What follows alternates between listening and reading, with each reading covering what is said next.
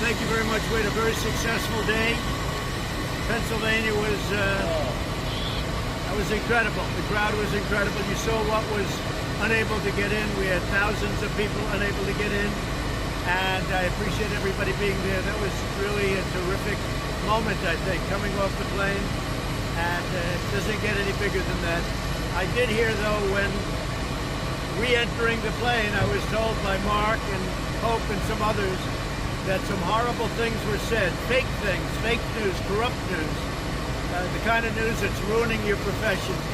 And everyone knows it's totally false. General Keith Kellogg was a highly respected man, couldn't believe when he heard it. And he knows everything about all of it.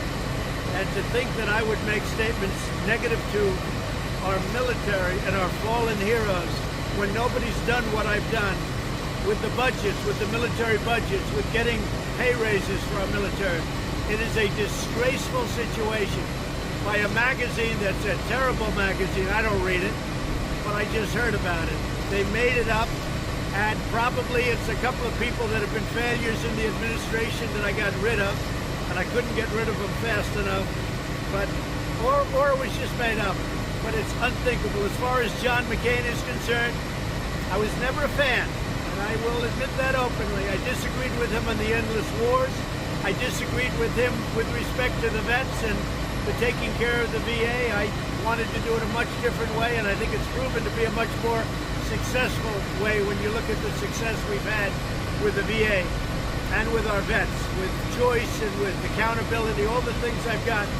So I disagreed with John McCain, but I still respected him. And I had to approve his funeral as president. We lowered the flags. I had to approve that. Nobody else. I had to approve it.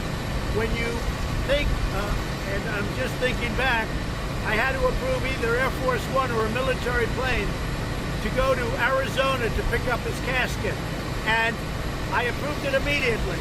I had to approve the funeral because he had a first-class AAA funeral that lasted for 9 days, by the way. I had to approve it.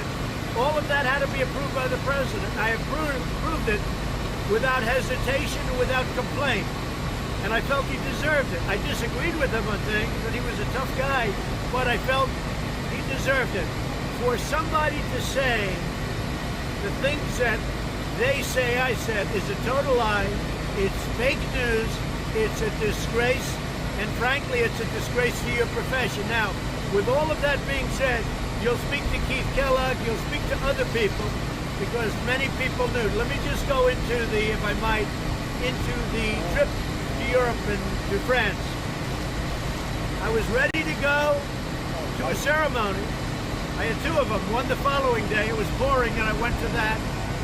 But the helicopter could not fly. The reason it couldn't fly, because it was raining about as hard as I've ever seen. And on top of that, it was very, very foggy. And the helicopter was unable to fly. It was a fairly long helicopter flight, but it was a very long drive. In order for me to go, we would have had to leave immediately and go through very busy areas of, I guess, Paris, but a very, very heavily traveled area, a big city, I think it was Paris. And the Secret Service told me, you can't do it.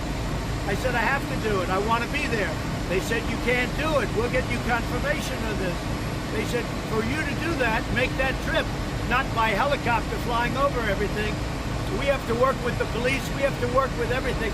And I think you'll find on record in the police force, in the areas that we're talking about, areas of Paris that we're talking about, I think you'll find on record requests. And we actually have Secret Service that I'm going to ask to give you details. They said you can't do it. It was 2.5 hours or 2 hours of driving. It was a long drive. They said you can't do it. So I said, no, I want to do it. They said you can't. There was no way I would have been able to do it. And they would never have been able to get the police and everybody else in line to have a president go through a very crowded, very congested area. So I went and I called home. I spoke to my wife. I said, I hate this. I came here to go to that ceremony and to the one that was the following day, which I did go to. I said, I feel terribly. And that was the end of it. Now all of a sudden somebody makes up this horrible story that I didn't want to go. And then they make up an even worse story, calling certain names to our fallen heroes. It's a disgrace that a magazine is able to write it, and anybody that, if they really exist, if people really exist that would have said that, they're lowlifes and they're liars. And I would be willing to swear on anything that I never said that about our fallen heroes. There is nobody that respects them more. So I just think it's a horrible, horrible thing. We made a great evening into, frankly, a very sad evening when I see a statement like that. No animal, nobody, what animal would say such a thing? And especially since I've done more, I think, than almost anybody to help our military, to get the budgets of our military, to get the pay raises for our military. So I just think it's a horrible thing that they're allowed to write that, and we can refute it. We have other people that will refute it. And the one I would like you to speak to is General Keith Kellogg, because he knows exactly the story. But you can also speak to Secret Service.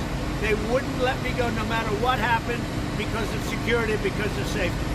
So I want to thank you for being here. There's nothing much more that I can say.